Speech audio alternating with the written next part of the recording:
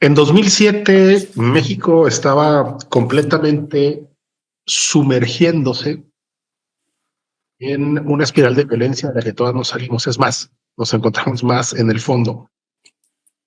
Esto fue parte de esa supuesta guerra contra el narco emprendida por el gobierno de Felipe Calderón.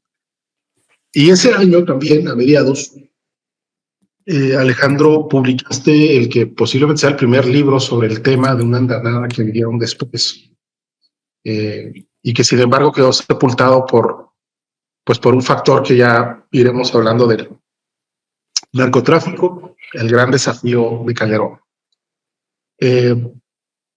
Cuando ve luz, esto lo edita la editorial Planeta, cuando ve luz, pues tú ya estabas huyendo del país, ¿no? Ya estabas, no recuerdo si en Nueva York o en España.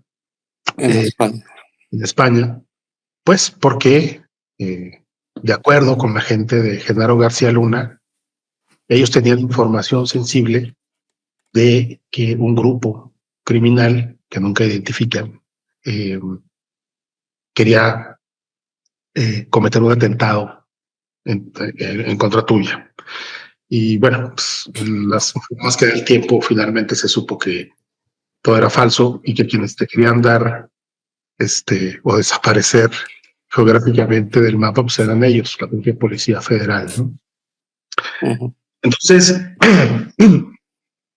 bien, es un libro que, repito, quedó, se perdió en el tiempo, pero es un libro que no tiene desperdicio. Y pues digo, me quiero permitir leer el prólogo y luego ya después abordamos la temática de este trabajo de investigación. Escribías tú: el narcotráfico no atiende banderas políticas. En todo caso, las utiliza para acrecentar su influencia. La alternativa en el Poder Ejecutivo Federal, que llevó al PAN a la presidencia en el año 2000, no le hizo mella. Por el contrario, durante el gobierno de Vicente Fox, los capos del narco tomaron nuevas posiciones, ampliaron la geografía de sus dominios e hicieron alarde de impunidad. Con la fuga de Joaquín Guzmán Loera, el Chapo, el sexenio foxista empezó mal y terminó peor, convertido el país en campo de guerra. Desafiante en su debilidad inicial, Felipe Calderón optó, de la mano del ejército, por los golpes espectaculares y mediáticos. Los resultados están a la vista. En unos cuantos meses de su gobierno ya había más de 700 muertes por ejecución. Y bueno, el sexenio, sobra decirlo, pues terminó, y ya aquí dependerá de las cifras, si son las oficiales o las no, con 120,000 asesinatos y una cantidad similar de personas desaparecidas, víctimas de desaparición forzada. Aquella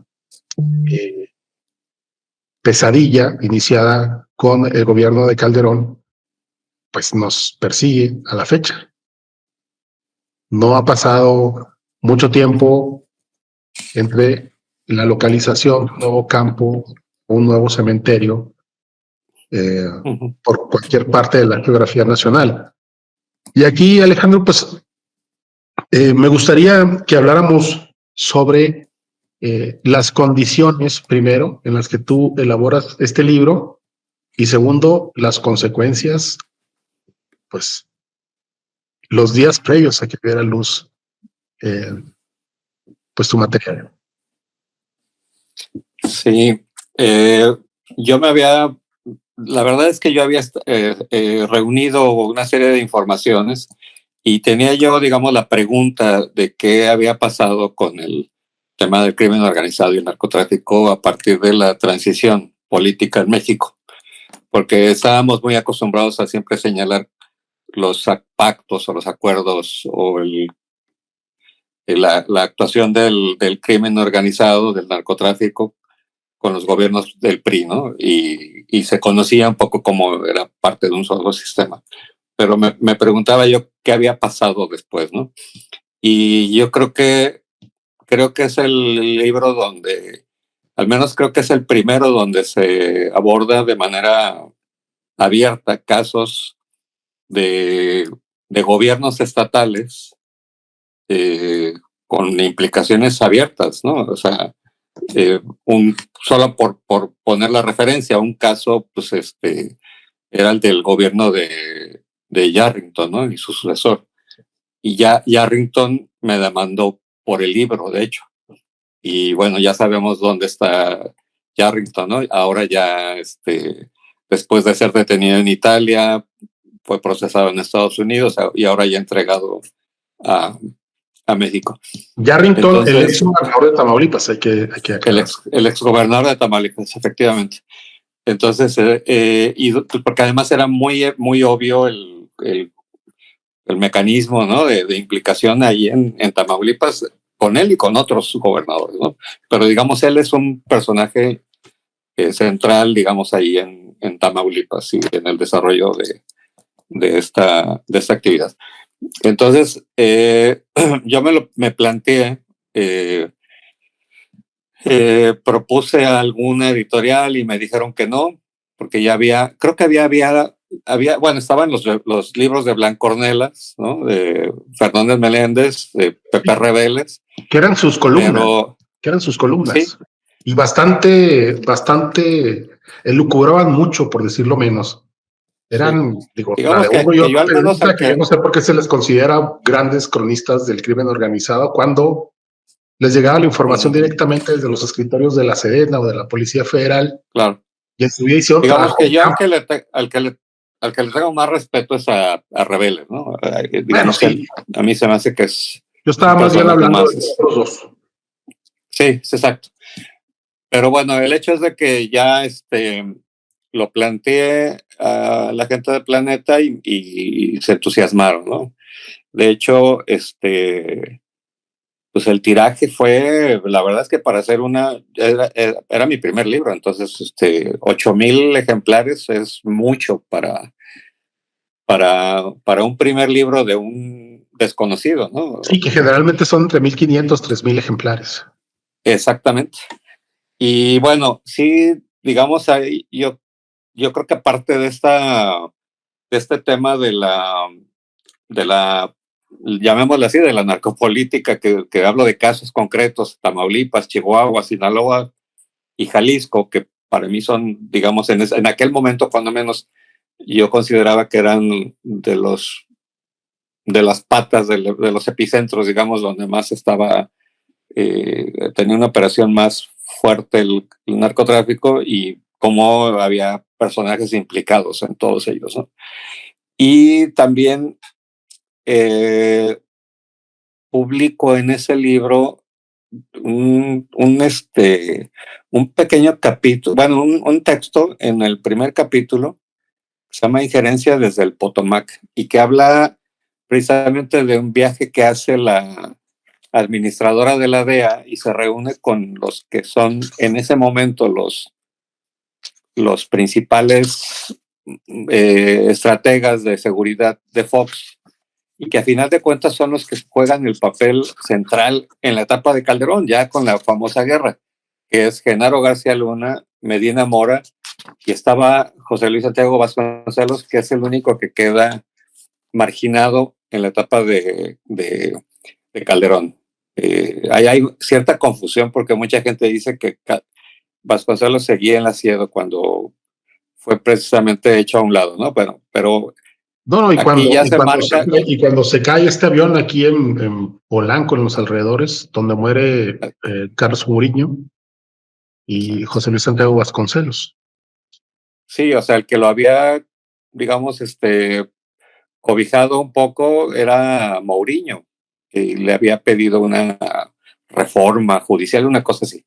Bueno, el hecho es de que trabajo el libro, había yo hecho un reporteo, ¿no? En campo, en todos esos estados, en Jalisco, en Tamaulipas, en Sinaloa, en Chihuahua, y, y información que había estado yo haciéndome en los pues, últimos años, ¿no? O sea, entonces, pues fue que me decidí a hacer el libro, porque yo creo que daba una idea sobre las circunstancias que yo consideraba, no digo que sea verdad, es lo que yo consideraba, de esta parte de los acuerdos que yo veía que se estaban dando durante el panismo en el gobierno, eh, con Fox, un presidente que llega con,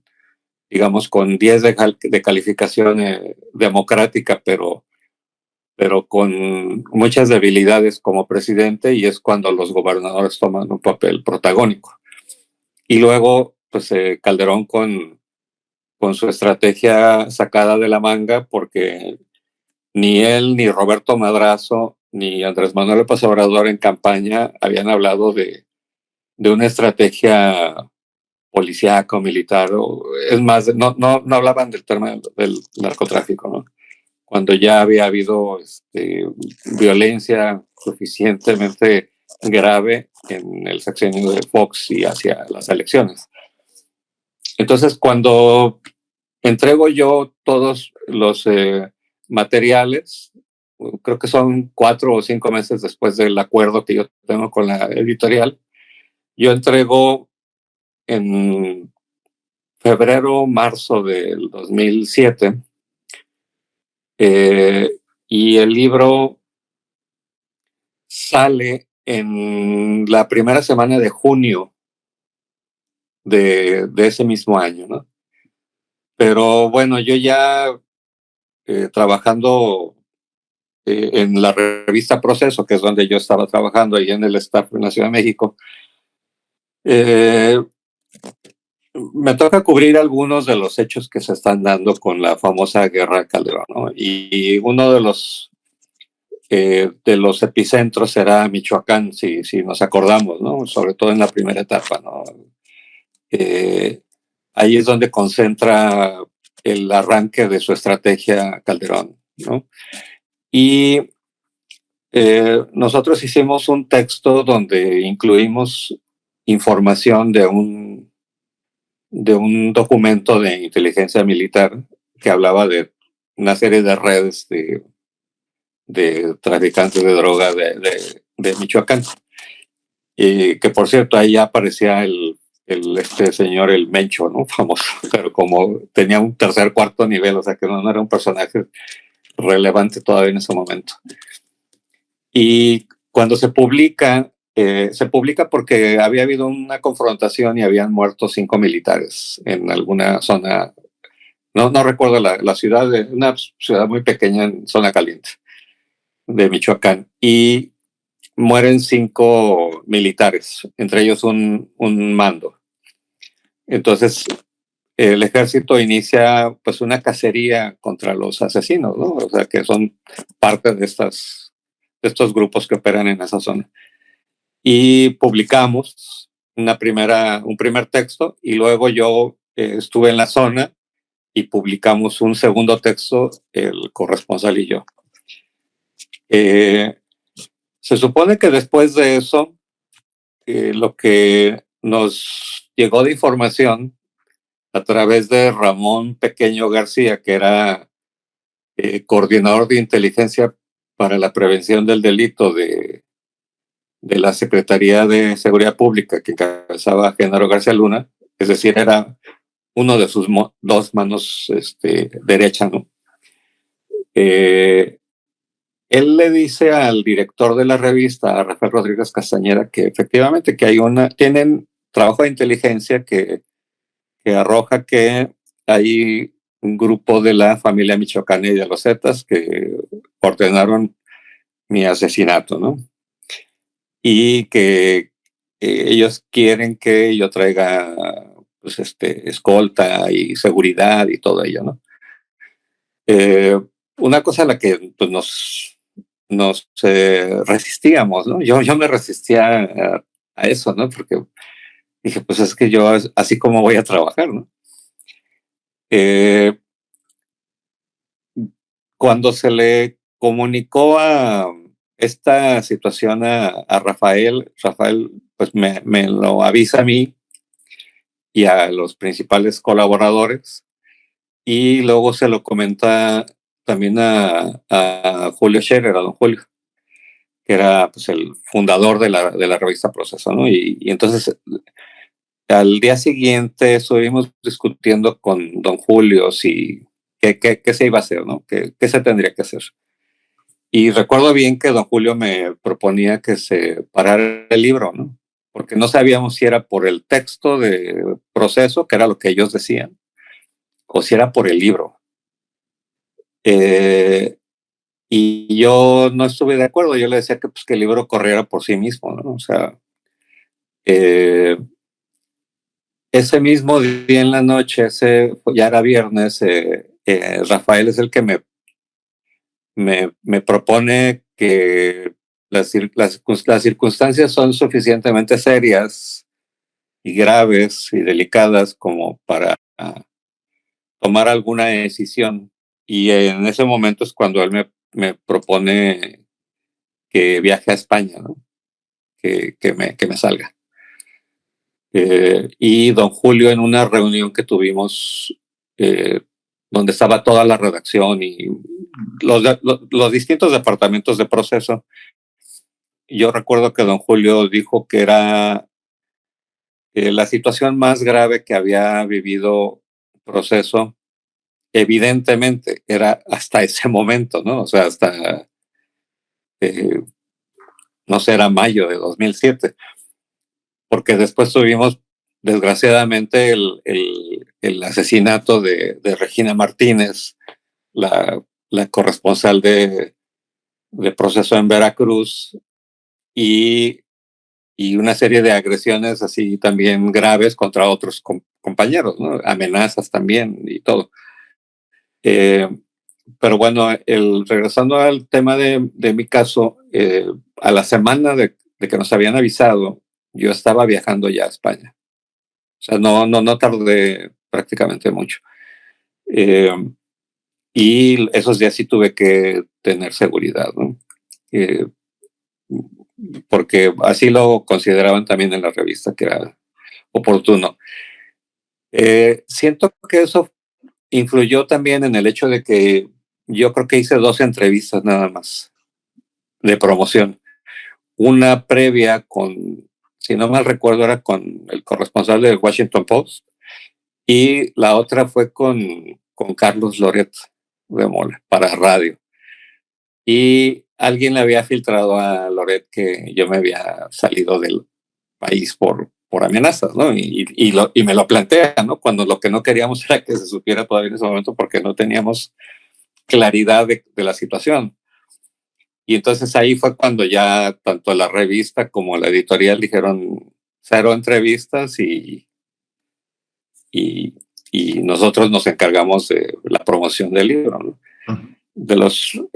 Lo que a mí me notificó la editorial es que pues, ese tiraje que había sido importante, pues se había vendido, o sea, se vendió, ¿no? Y pues prácticamente sin presentación. Obviamente yo no lo disfruté. Yo estaba acá cuando el libro estaba llegando a las librerías. Y pues sí, pasó como sin pena ni gloria, ¿no?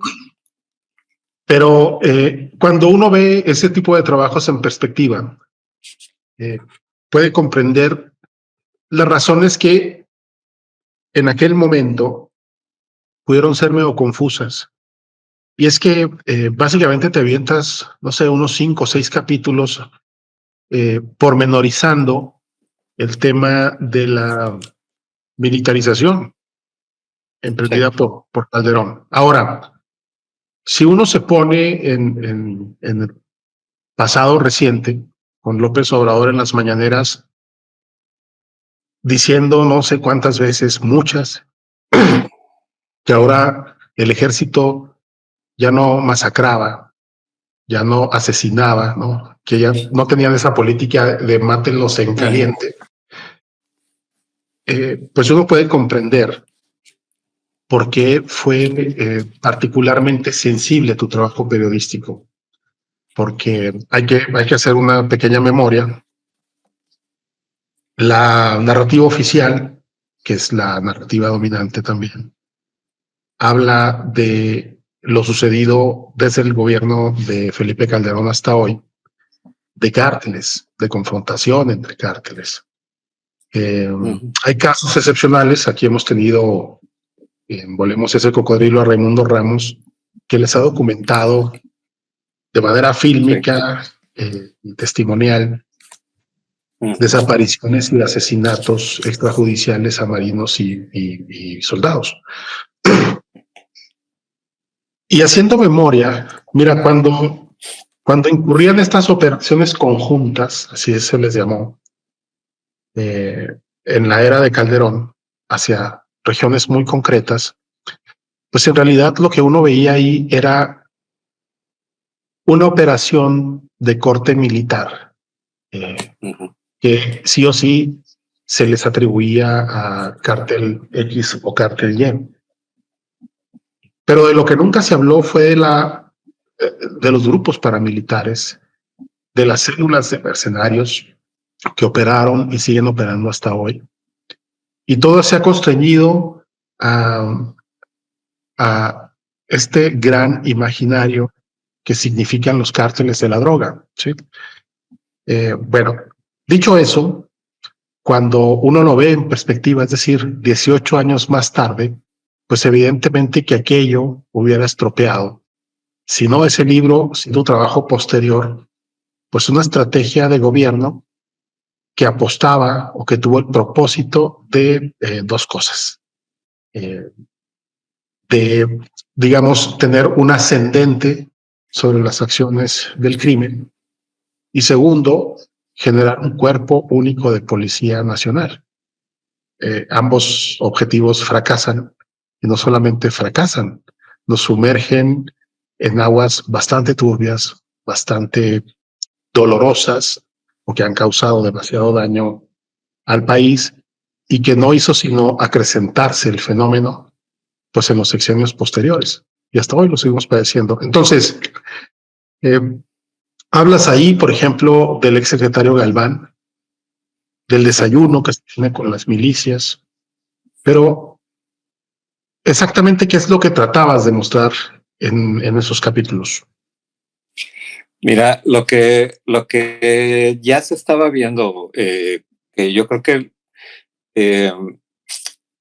lo que pasa es que tenemos antecedentes, sobre todo en la etapa de Ernesto Zedillo, y a ti y a mí nos tocó reportear el plan piloto Chihuahua, que fue aquella incursión eran 72 militares capitaneados por un personaje que es que después se vio implicado en temas de huachicol, que se supone que era una estrategia novedosa para, entre comillas, combatir a lo que le llamaban el cártel de Juárez, ¿no? Concretamente a la facción de Amado Carrillo. 6 meses después, este grupo sale corrompido y sin éxito, ¿no? Y lo sacan porque recién surge el EPR, esta facción guerrillera, el Ejército Popular Revolucionario, y los envían a combatir al EPR, ¿no? Después del fracaso de Chihuahua. Pero inmediatamente después colocan en las delegaciones de la PGR, no solamente ya en Chihuahua, sino en todos los estados de la frontera norte, militares, ¿no? Y es después lo que se ha llamado por señalar como los famosos Zetas, ¿no? En el caso de Tamaulipas. Pero en realidad, en todos los estados hubo gente que empezó a operar de manera abierta con actividades criminales. Es decir, ya se venía dando esto. Con Fox tuvo un procurador militar, un general. Y la estrategia era ascendente. Calderón lo planteó de manera abierta. Entonces, para mí era digamos, la señal de que había una intención de que el ejército tuviera un papel protagónico como pocas ocasiones hasta aquel momento, ¿no? Que efectivamente, como tú dices, escaló con Enrique Peña Nieto y aún mucho más se consolidó con Andrés Manuel López Obrador. Pero era claro eso. Y la figura de Galván es muy interesante porque a veces la lectura periodística que a mí me toca leer y que, bueno, a ti te toca leer y que luego hemos comentado, a veces es bastante simplista y se plantea como el, el, el responsable de todos los males de ese sexenio de Calderón fue Genaro García Luna. Y efectivamente, el personaje tenía sus propios intereses, su propia agenda criminal, porque así lo era, pero no nada más ellos, o sea, no nada más él y su gente, sino la gente que estaba al mando de ciertas áreas del ejército, ¿no? Y Galván era una persona con muchos cuestionamientos desde su etapa en Chihuahua, en la No, que quinta de zona hecho dentro militar. de las Fuerzas Armadas hay una confrontación abierta desde entonces y persiste. Exacto. Uno suele pensar en las Fuerzas Armadas como un monolito, como una cosa totalmente jerárquica, donde el secretario de la Defensa manda, pero eso no es así. Exactamente, efectivamente.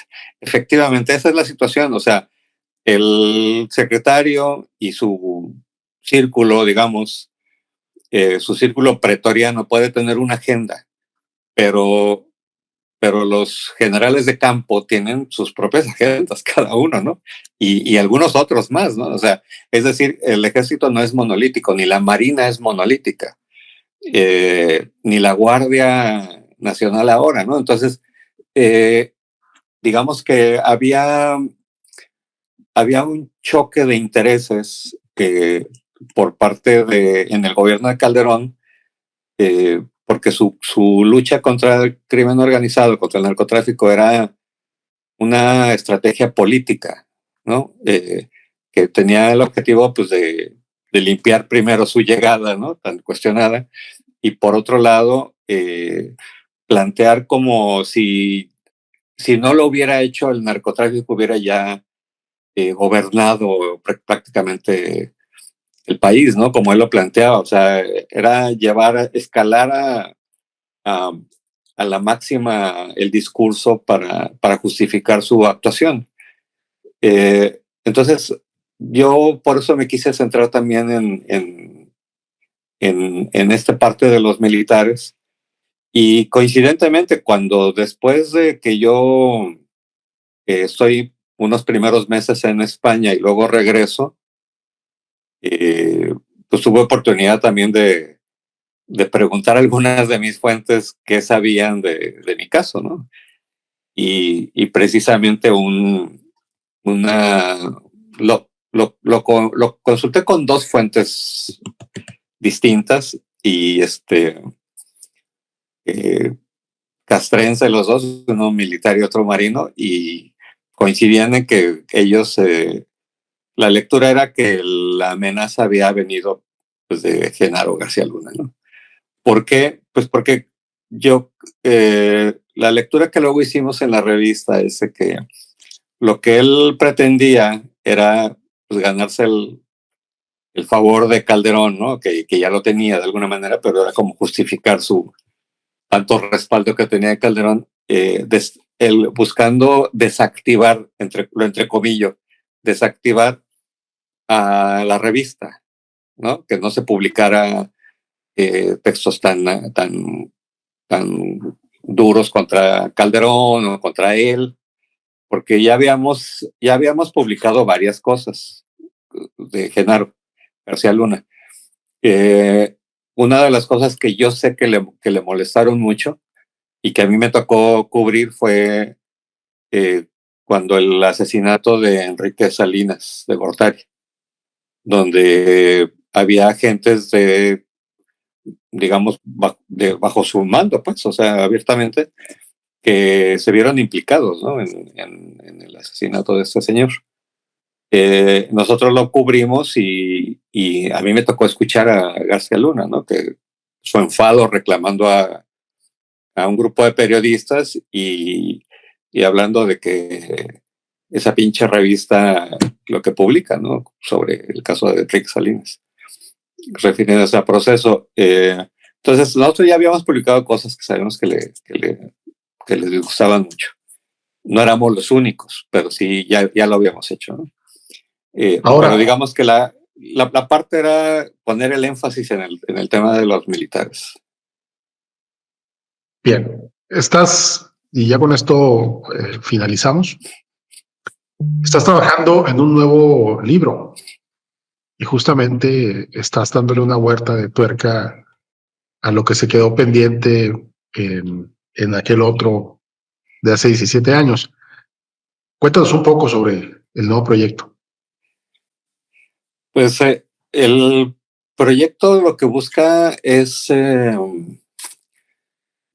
contar algunas historias sueltas, no va a ser un rollo enciclopédico, sino quiero hacer algo más breve, pero son historias sueltas que dan una idea de cómo se ha,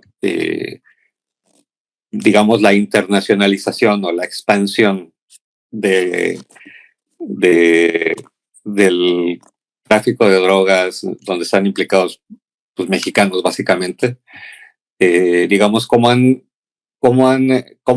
empresa criminal, cómo han seguido los mismos pasos de lo que ha sido la globalización de la industria en general, ¿no? O sea, de la industria y el comercio. Entonces, yo voy a contar algunas historias relativas a esto, ¿no? que van un poco enfocadas a esa, que creo que es la otra parte que a mí me interesa poner cierto énfasis, ¿no? sobre la expansión internacional del tema. Entiendo que los derechos de narcotráfico, el gran desafío de Calderón, pues ya son tuyos otra vez, ¿no? Sí. ¿Piensas cierto, publicar el PDF de ese libro? Porque pues es difícil conseguirlo. Sí, no, de hecho, pues prácticamente no se consigue. Sí quiero publicarlo para consulta abierta ya, ¿no? O sea, no. Pues ya lo tendremos en la cosa. plataforma y volvemos a ese cocodrilo. Claro, lo que sí es que el nombre es pésimo título del pues libro. Es que te faltaron editores. Claro. Sí, hay varias personas que me han planteado, bueno, tú fuiste de los primeros, estoy Julián Cardona, pero hay más personas que me han dicho que el nombre no le hace justicia al libro. Bueno, No, para Eduardo Buscaglia, Samuel González y otros conocidos que lo han leído. Puro rockstar. Sí. Así es. Bueno, pues fue un gusto y esperemos que pues nos sigan escuchando y que nos recomienden y que nos den like, aunque por los temas, las palabras, las frases que solemos emplear en el podcast, pues hace que YouTube nos censure, pero bueno, del boca a boca. Sí. Gracias.